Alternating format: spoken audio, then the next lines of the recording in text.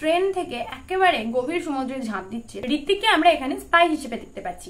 30 থেকে 40 মিনিটের ওপর এতটা বোরিংনেস কাজ করছিল যে ওয়ার অফ স্পাই ইউনিভার্সের 6 নম্বর মুভি হচ্ছে ওয়ার 2, যেটা অলরেডি রিলিজ করে গেছে এবং আমি দেখেও ফেলেছি, যার লাইভ রিয়াকশন তোমরা অলরেডি পেয়ে গেছো। আজ কথা বলবো ওয়ার 2 এর ডিটেলস রিভিউ নিয়ে, মানে পজিটিভ আর নেগেটিভ যাই হয়ে থাকুক সবটা তোমাদের সামনে তুলে ধরবো।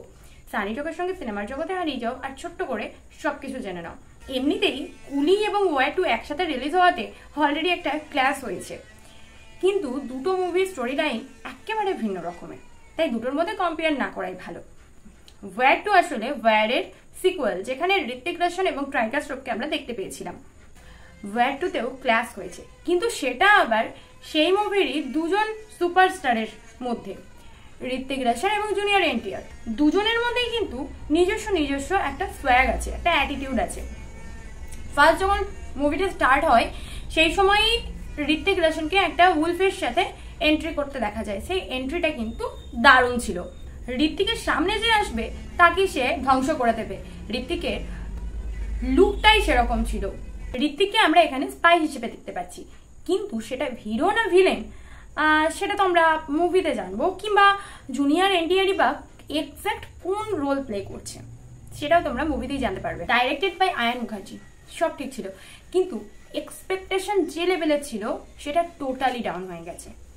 সিরিয়াসলি, মুভির শুরুর এন্ট্রির পর থেকে যেভাবে বিল্ড আপে টাইম নেওয়া হয়েছে বা যেভাবে স্লো করে দেওয়া হয়েছে, 30 থেকে 40 মিনিটের ওপর এতটা বোরিংনেস কাজ করছিল যে কি বলবো।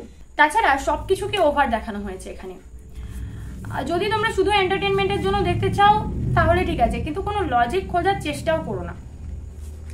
কারণ কখনো ট্রেনের ওপরে গাড়ি চলছে, কখনো আবার ট্রেনের ওপরে হাঁটা চলা করে ফাইট করছে, কখনো আবার ট্রেন থেকে একেবারে গভীর সমুদ্রে ঝাঁপ দিচ্ছে তারপরেও বেঁচে যাচ্ছে, কখনো আবার প্লেনের একটা দৃশ্য আছে যেখানে প্লেনের ওপরে ফাইট হচ্ছে।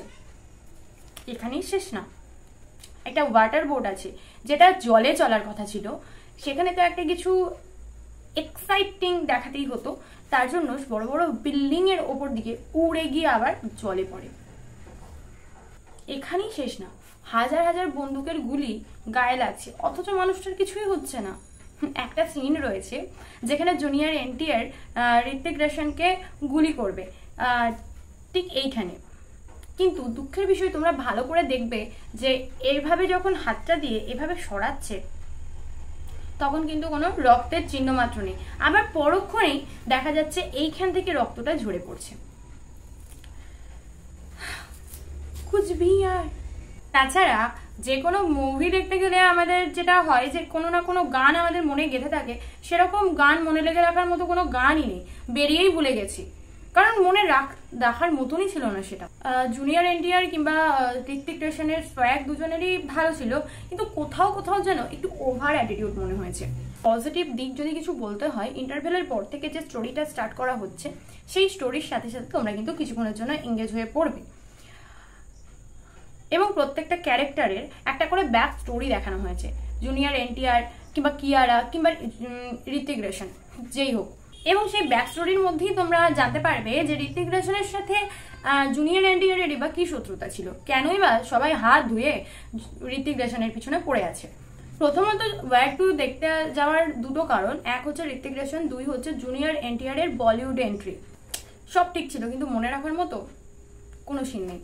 ওয়ান টাইম ওয়াচের জন্য ঠিক আছে, ভালো লাগার মধ্যে শুধু ব্যাক স্টোরিটাই ভালো লেগেছে, সেটা যেভাবে প্রেজেন্ট করা হয়েছে। ব্যাক স্টোরিতে যে চাইল্ড অ্যাক্টররা ছিল তাদেরকে আমার সব থেকে বেশি ভালো লেগেছে।